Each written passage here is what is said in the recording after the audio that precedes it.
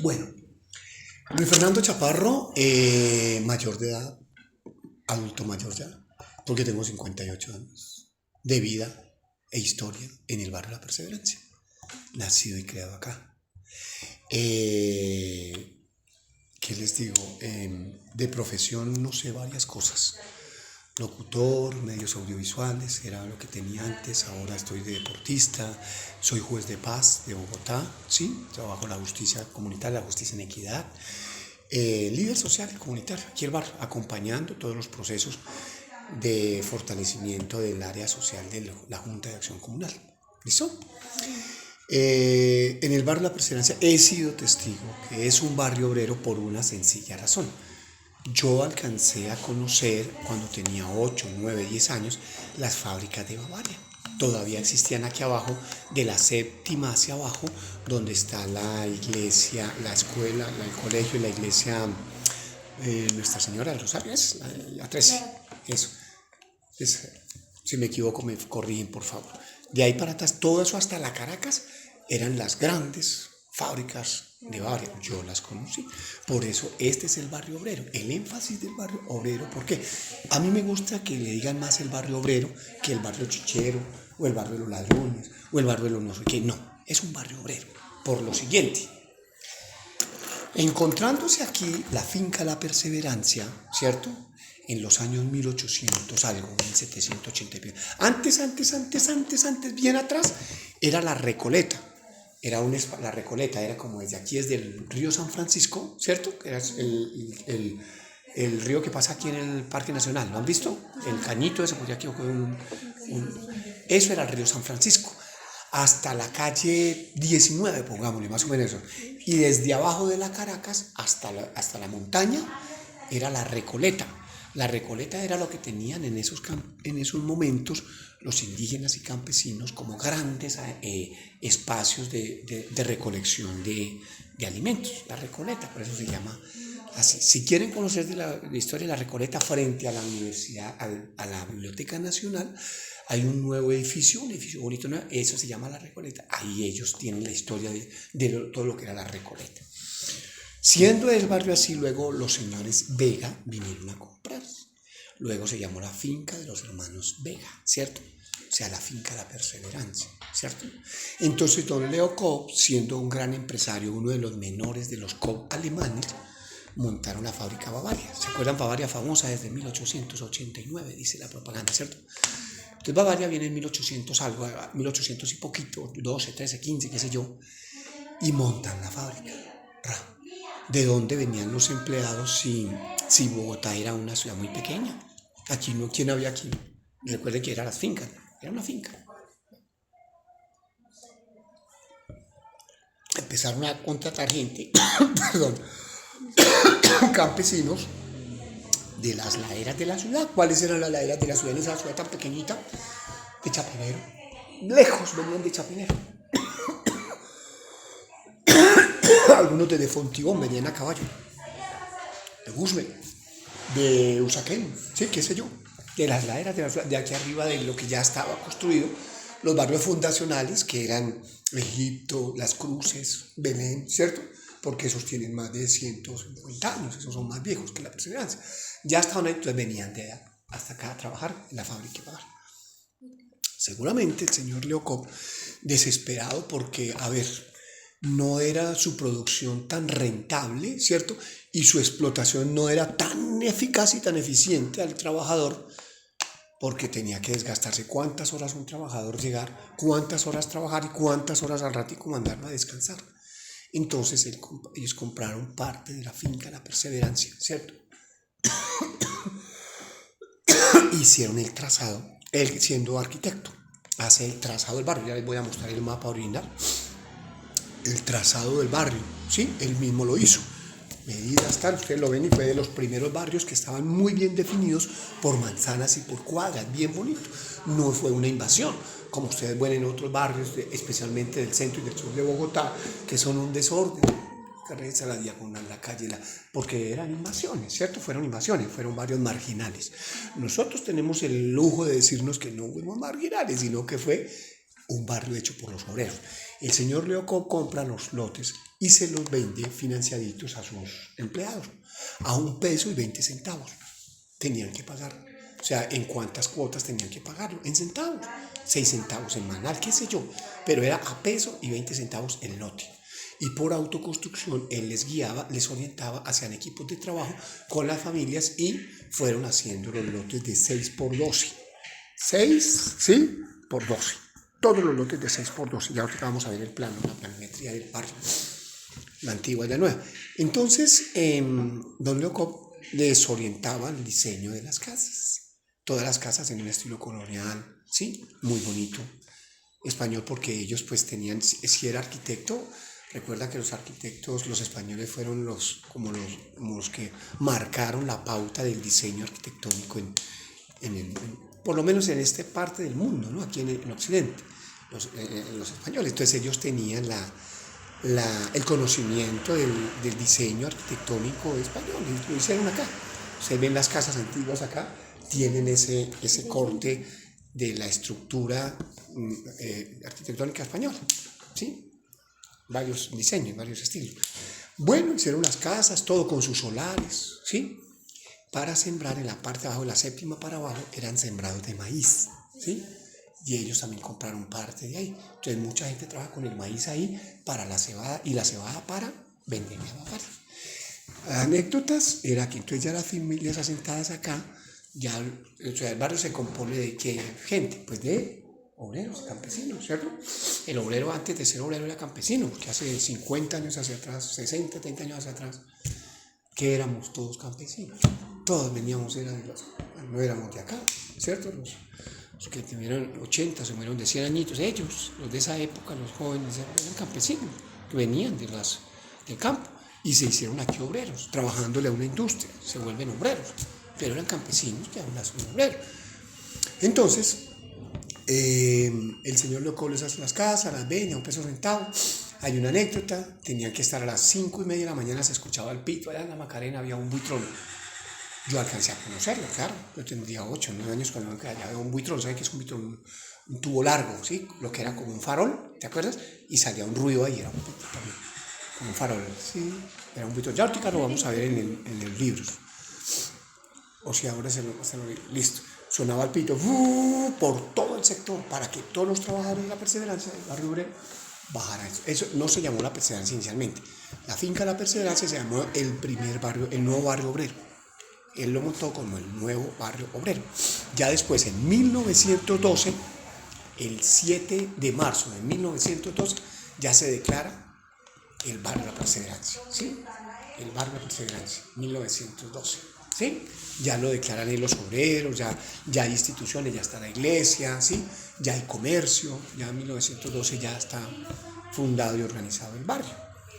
Entonces eso, mientras los señores salían a trabajar, no todos, ¿no? Su gran mayoría, tampoco vamos a decir que todos los 1101 predios que tiene el barrio La Perseverancia, todos son de bavarianos, no, tampoco, pero una gran mayoría, me imagino yo, ¿no? Las familias se quedaban aquí trabajando los capachos.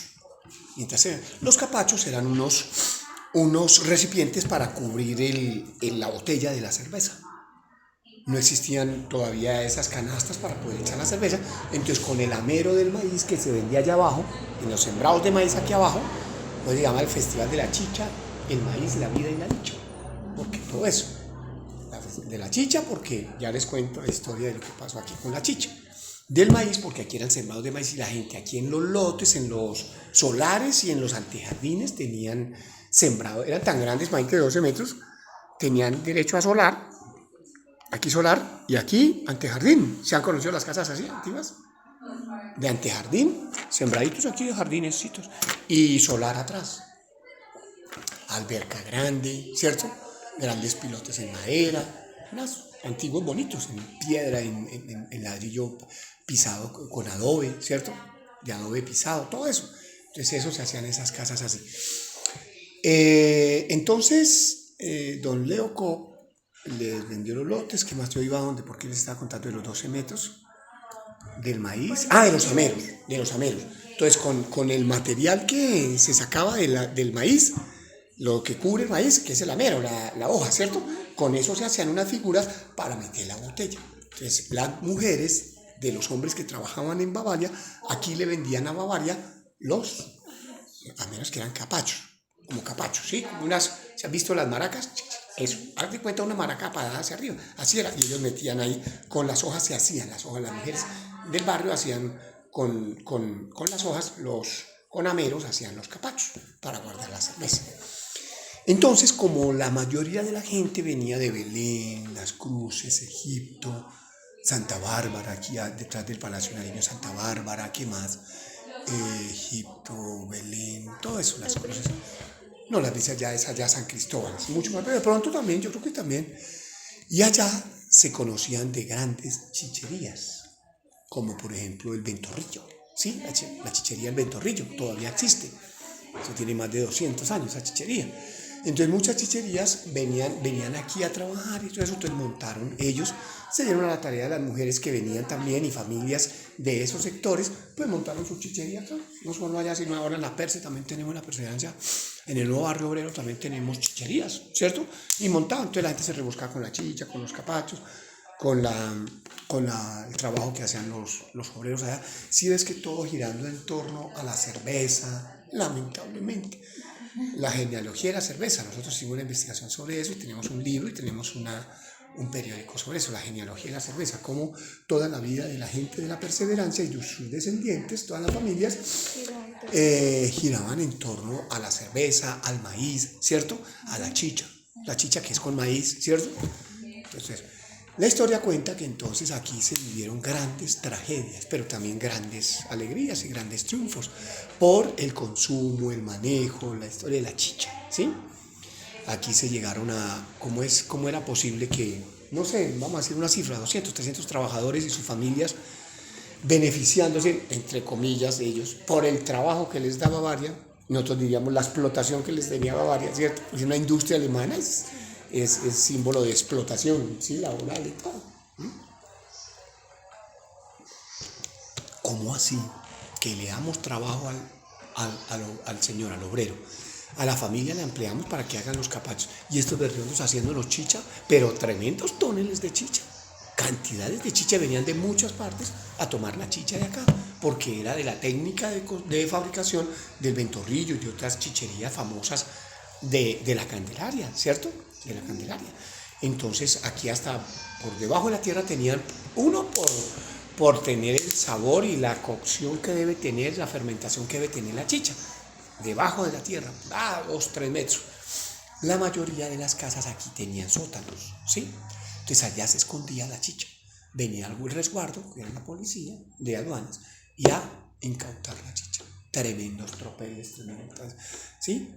Historias cuentan de que hasta mataron gente, soldados, policías, porque les hacían unas bombas de chicha y las mujeres llegaban y abrían la llave, pero que sí, que ustedes aquí deben de tener chicha, que cómo así que no tal, ¡pum! Se les explotaba todo eso de chicha que tenía meses, años guardada, hacían fórmulas de cómo ahuyentar al investigador que venía detrás, todas esas cosas eran. Entonces ves, por eso es famoso chicha, los obreros, campesinos, obreros, chicha, maíz, todo eso, ¿listo? Entonces así los obreros. Bavaria funda su sindicato, ¿cierto? Y en este sitio donde están ustedes reunidos era el primer sindicato de Bavaria. Aquí ya Priscila les va a contar la historia, ¿cierto?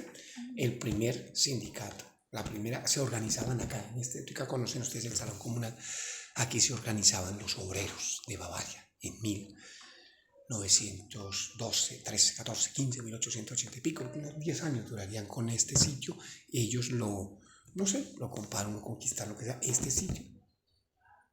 Se concentraban los obreros de Bavaria a hacer sus reuniones, sus encuentros y todo.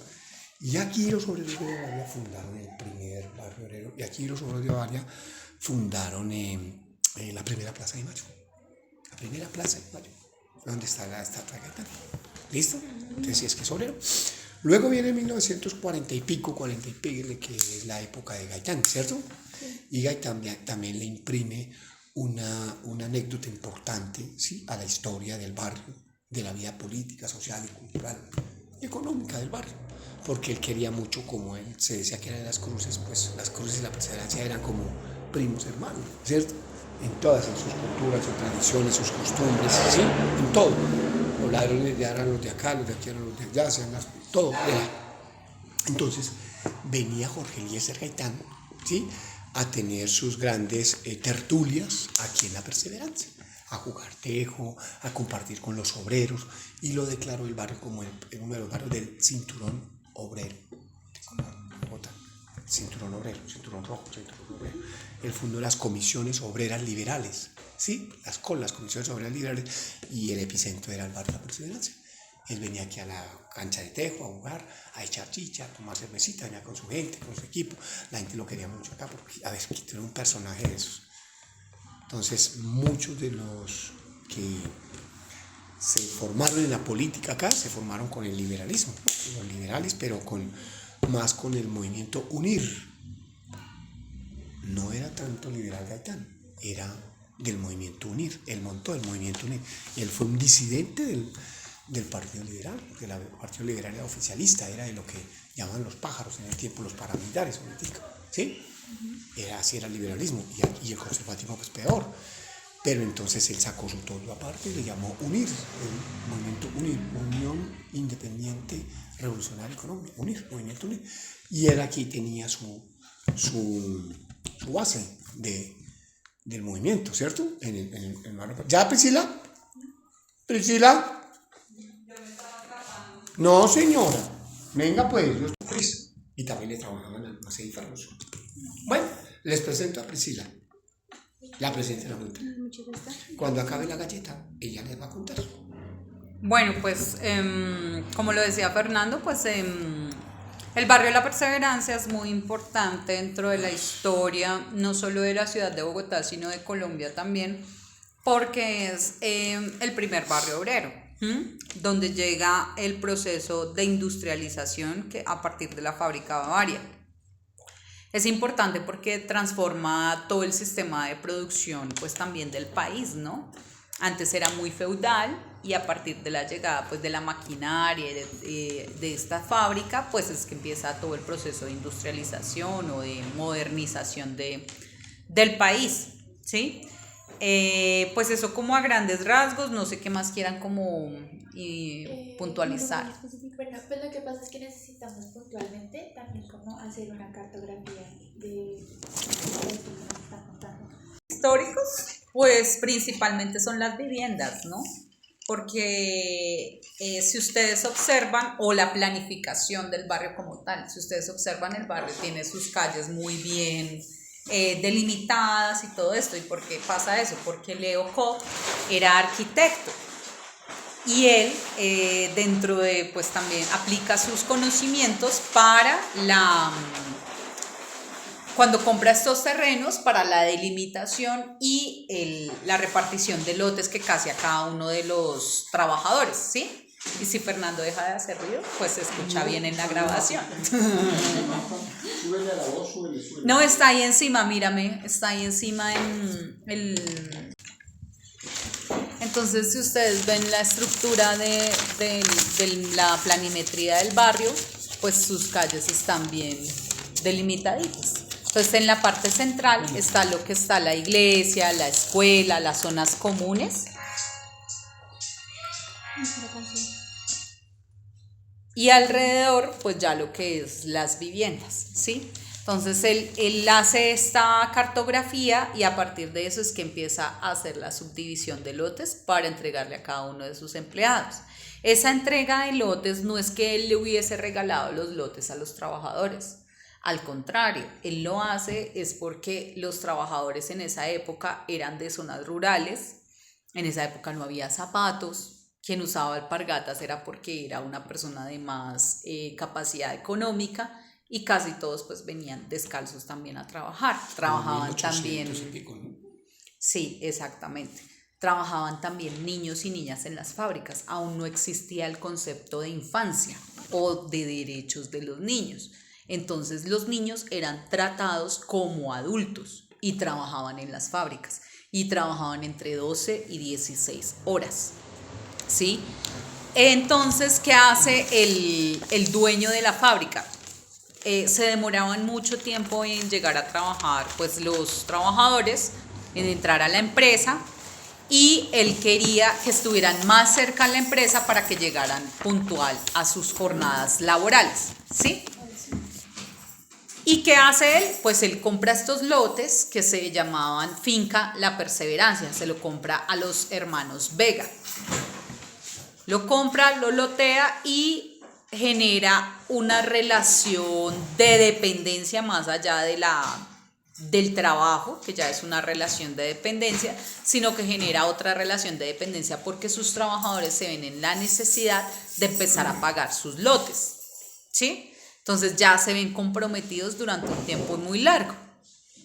Entonces ellos van pagando con su trabajo, a veces les pagaban, entonces del sueldo, del salario, les descontaban la cuota del lote o de su casa y a veces les pagaban con cerveza. Porque ¿qué sucedía? Allá trabajaban muchas personas, pero ellos no consumían cerveza. Porque en esa época todavía estaba, digamos, muy enraizado las prácticas indígenas o campesinas de tomar la chicha o las bebidas ancestrales, el masato, el guarapo, todas estas cosas. Entonces lo que empiezan a hacer los dueños de la fábrica es también a pagarles en parte en salario, parte con el producto de la fábrica, cerveza, y los descuentos que se hacían por el lote. Así para empezar también a habituar a la gente a tomar la cerveza. Más sin embargo, la gente seguía consumiendo chicha, no les gustaba la cerveza, es digamos lo que cuentan los relatos pues de la historia, ¿no? Y ya más adelante, cuando se da el magnicidio de Jorge Eliezer Gaitán, es que ya se prohíbe definitivamente las bebidas ancestrales, principalmente la chicha, y se le hace toda una propaganda publicitaria en la época de medios que ustedes han visto en distintas portadas y todo de la época donde decían no tome chicha, la chicha embrutece, la chicha es para personas violentas, y se hace toda una campaña negra contra esta bebida y se prohíbe también a través de una ley, ¿sí? El consumo de la chicha. Una vez se prohíbe la chicha, pues se da la apertura para que ahí sí se pueda, la gente, digamos, asuma como legal o como bueno el consumo de bebidas como la cerveza, ¿sí? Eso es como lo que se puede ver ahí. Otra situación es que pues Jorge Eliezer Gaitán, el caudillo liberal, es muy importante para los trabajadores y trabajadoras en la época porque él era abogado. Y él empieza a conocer a distintos trabajadores que hacen parte del sindicato de trabajadores y trabajadores de Bavaria. En esa época estaba, digamos, muy fuerte el auge de las corrientes socialistas, anarquistas, de todas estas corrientes políticas de pensamiento alternativo, y empiezan a llegar todos esos movimientos que venían también de Inglaterra, de todo esto por los derechos, por reducir las jornadas laborales, los 3-8, no sé si saben los 3-8, 8 horas de estudio, 8 horas de trabajo, 8 horas de descanso, ¿sí? Entonces, los trabajadores de Bavaria, el sindicato de trabajadores de Bavaria que se conforma, empieza a luchar por esos derechos, ¿sí? Pero además de eso también empieza a exigir la conexión de servicios públicos. A pesar de que les dan sus lotes, la promesa del patrono no se cumple en su totalidad porque no les conectan el acueducto. Entonces no había baños en las casas. Y la gente tenía que ir a una parte, como en la parte alta del barrio, ¿cierto? Como en la montaña, donde habían como unas letrinas, y ahí tenían que hacer sus necesidades. Tampoco habían lavaderos, la gente tenía que ir a lavar a los ríos. Entonces está el río Arzobispo, en el que iban a lavar también las personas, y otra quebrada aquí en la parte más alta, donde cuenta la gente que iba a lavar, ¿sí? Con el tiempo ya se empiezan a construir en los inquilinatos, en las casas, los lavaderos grandes, esos que no sé si ustedes los han visto, que son como comunitarios, donde lavaban hasta 3 o 4 personas al tiempo, así. Hay algunas casas todavía que conservan esos lavaderos acá, unas 2 o 3 casas pueden tener todavía esos lavaderos. Y Jorge Eliezer Gaitán es muy importante pues porque asesora toda esa lucha de los trabajadores también, los acompañan a hacer sus pliegos de peticiones y exigencias a los patronos, Aquí donde está la estatua de Jorge Eliezer Gaitán, se bautizó ese espacio como la Plaza del 1 de Mayo. Entonces, los primeros encuentros de trabajadores y trabajadoras de la ciudad en esa época, que era muy pequeñita, se hacían acá, y de acá hacían toda una marcha hasta el cementerio central en conmemoración a todos sus amigos caídos en la lucha y todas esas cosas, ¿sí? Este espacio que ustedes ven acá, que es el salón comunal, es lo que se le llamó en su época la Casa del Pueblo. Y esta casa la donó Leo Kopp al Sindicato de Trabajadores y Trabajadoras de Bavaria. Acá era donde se reunían los trabajadores para hacer pues todas sus reuniones sobre los temas en los que tenían pues que trabajar frente a sus derechos y todo esto. Y con el tiempo la casa quedó abandonada porque se acabó el sindicato, la fábrica ya cambió de punto, entonces ya no quedaba acá en la 27 con 13, sino que se trasladó a lo que es la avenida Boyacá, que hoy también está abandonado esos predios. Y pues ya envejecieron quienes hacían parte del sindicato, quedó en manos de algunas personas y ellos le vendieron este predio al distrito. Entonces ahora el propietario del predio es el distrito, básicamente es así. Gracias. Gracias. Una pregunta, Priscila, y se fue Priscila.